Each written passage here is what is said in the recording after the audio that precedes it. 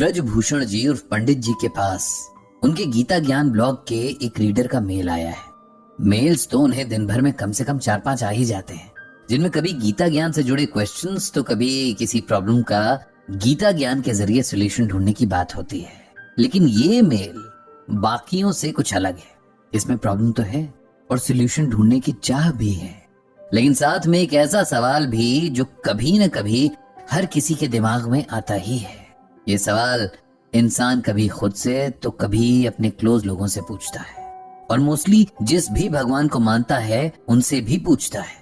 सवाल क्या था ये जानने के लिए आपको उसके मेल को सुनना होगा, पर उससे पहले ये जान लीजिए कि आप सुन रहे हैं गीता ज्ञान। अब जानते हैं उस मेल में क्या था। पंडित जी, आपको ये मेल लिखते हुए मैं बहुत डिस्टर्ब्ड हूँ, इतना डिस्टर्ब्ड कि मेरा किसी से बात करने का मन ही नहीं है। लेकिन फिर भी मुझे किसी ने आपके ब्लॉग की कुछ बातें व्हाट्सएप पर भेजी और मुझे लगा कि जब आपके अकॉर्डिंग गीता में हर सवाल का जवाब है तो मुझे भी मेरा जवाब मिल ही जाएगा। मेरा नाम राजेश है, मैं लगभग 55 साल का हूँ, शादीशुदा हूँ, एक बेटा है और बाय प्रोफेशन एक केमिस्ट हूँ। मुझे लगता है कि भगवान ने मेरी किस्मत तब लिखी जब वो किसी बात पर चिढ़े हुए थे, तभी तो दुनिया भर की प्रॉब्लम्स, टेंशन्स सब मेरी किस्मत में लिख दिए। मेरा पूरा बचपन टेंशन में बीता। मेरा बड़ा भाई पढ़ाई में अच्छा था, स्पोर्ट्स में भी हमेशा फर्स्ट आता था, एक्स्ट्रा करिकुलर एक्टिविटीज में भी हमेशा पार्टिसिपेट करता। पेरेंट्स का वो आइडियल बेटा था। फिर हो गया मैं, यानी राजेश, जिसमें अपने बड़े भाई जितने टैलेंट तो क्या, उसके टैलेंट का 10वां हिस्सा भी नहीं था। मैं बहुत एवरेज स्टूडेंट था। स्पोर्ट्स के नाम से मुझे चिढ़ थी और डांस ड्रामा के नाम पर मुझे घबराहट होने लगती थी। मेरे पेरेंट्स को खुद भी इस बात की बहुत टेंशन रहती थी कि उनका दूसरा बेटा उनके बड़े बेटे जितना इंटेलिजेंट नहीं है, और वो इस टेंशन को हर दिन मुझ पर भी थोपते रहते थे। हर वक्त के कंपैरिजन ने मुझे इतना डिस्टर्ब कर दिया था कि मैं अपने भाई से ही नफरत करने लगा था। मेरे पेरेंट्स को कभी ये समझ नहीं आया कि मैं एक इंडिविजुअल हूँ, मेरी अपनी कैपेसिटी और लिमिट्स हैं। मैं अपने भाई जैसा नहीं हो सकता और मेरी भी कुछ अलग क्वालिटीज हो सकती हैं। इस सब से मैं इतना फ्रस्ट्रेट हो गया था कि एक बार तो मैंने घर से भाग जाने की भी ठान ली।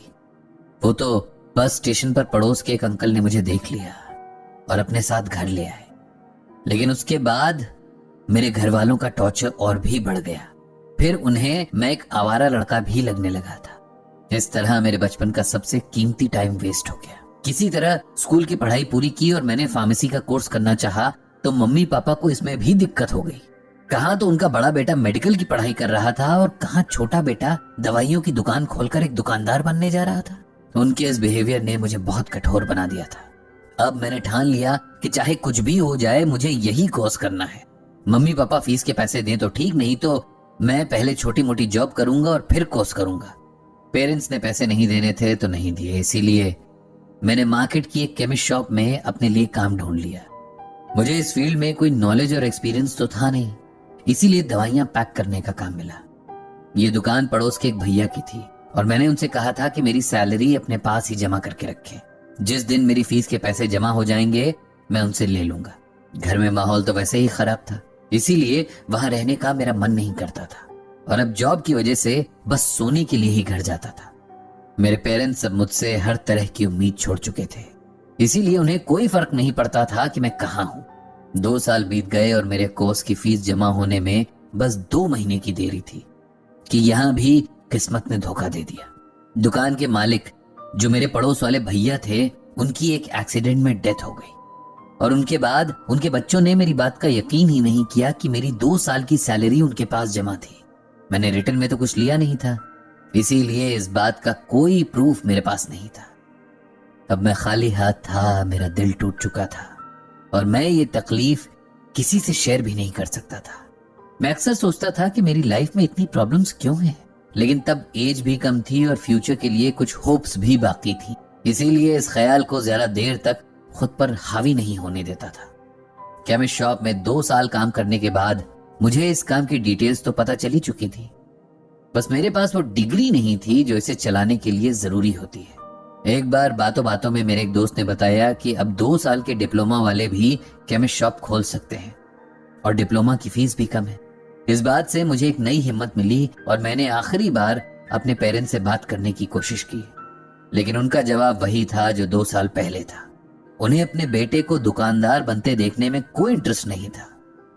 अब मेरे पास कोई चारा नहीं था, तो मैंने अपना कोर्स करने के लिए अपने ही घर में चोरी की, और इसका गिल्ट सारी जिंदगी मेरे मन में रहेगा। कोर्स पूरा करने के बाद अब मैं फिर से खाली था। मेरे पास फूटी कौड़ी भी नहीं थी कि मैं अपना काम शुरू कर सकूं। मैंने फिर से एक फार्मा कंपनी में काम करना शुरू कर दिया। बहुत मेहनत और ईमानदारी से काम करता था, ओवर टाइम भी करता था कि किसी तरह पैसों का अरेंजमेंट हो जाए और मैं खुद का काम शुरू करूं, लेकिन इसमें बहुत टाइम लगने वाला था। मेरा बड़ा भाई अब तक डॉक्टर बन चुका था।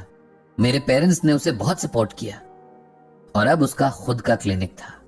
ये देखकर मैंने भी अपने हिस्से के पैसे मांगे और एक बार फिर अपनी इंसल्ट ही कराई। अब मैं अपनी नौकरी में रम गया। वहीं मुझे एक लड़का मिला जो बिल्कुल मेरी तरह सोचता था।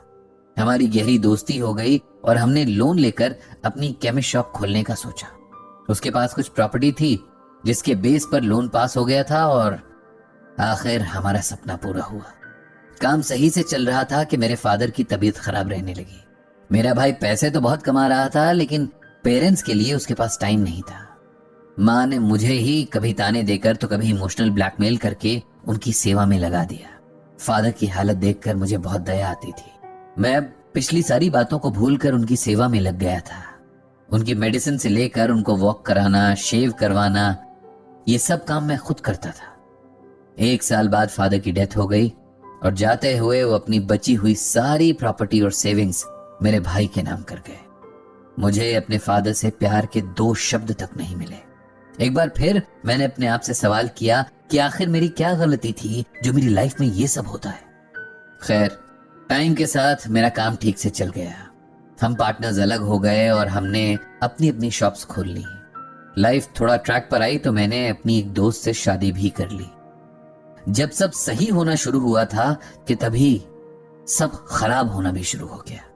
शॉप पर एक लड़के की लापरवाही से मेरी शॉप में एक्सपायर्ड मेडिसिन पकड़ी गई और शॉप बंद हो गई। एक बार फिर मैं प्रॉब्लम में था। कोई सोल्यूशन समझ नहीं आ रहा था। वाइफ ने हौसला दिया, उसकी ज्वेलरी बेची और अपनी शॉप का केस लड़ा। किसी तरह शॉप फिर से खुल गई। मेरा बेटा बहुत समझदार है। मैंने कभी उस पर कोई प्रेशर नहीं डाला।